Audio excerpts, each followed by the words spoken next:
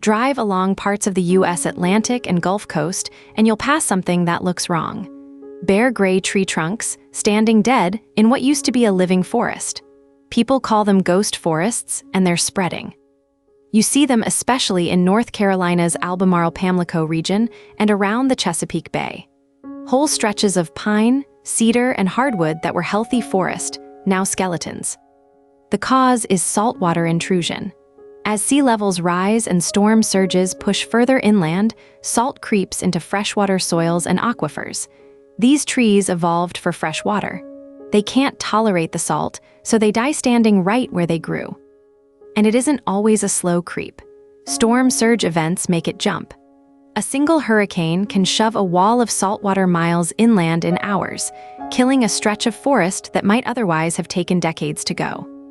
Researchers using satellite and aerial imagery have documented tens of thousands of acres converting from forest to marsh along the East Coast in recent decades. And the rate is accelerating right alongside sea level rise itself. Here's the nuance. Once the trees die, the land doesn't stay bare. It usually turns into salt marsh, so some ecologists won't call this pure loss. Marsh is a real, valuable ecosystem too, buffering storms and providing habitat. It's just a different one than what was there. But the transition has a hidden climate cost. Dead standing and fallen trees release stored carbon as they decompose. The disturbed soil during the switch releases carbon that had been locked away a long time, so it feeds back into the very problem driving it. It isn't just forest, either. Farmers in these coastal regions are watching it hit cropland. Salt intruding into fields near the coast is dropping yields, and in the worst spots, it's pushed people to abandon fields that just won't grow anything anymore. And we've made it worse ourselves. Agricultural drainage ditches and canals dug decades ago to dry out wetlands now act as expressways, letting saltwater travel further inland during storms and high tides than it ever would naturally.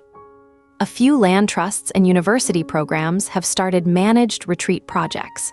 They're converting dying forest edges to marsh, restoring natural drainage, treating the transition as inevitable, and trying to steer it instead of fighting it head-on. Here's what gets me about ghost forests. Most climate effects get argued to death because they're statistical. Averages, trends, model projections people can dispute. This is the opposite. It's a forest, and then it's a graveyard of bare trunks in brackish water. You don't need a chart to see which one you're standing in. That's the take. I'm Erica, and yes, an AI made this video.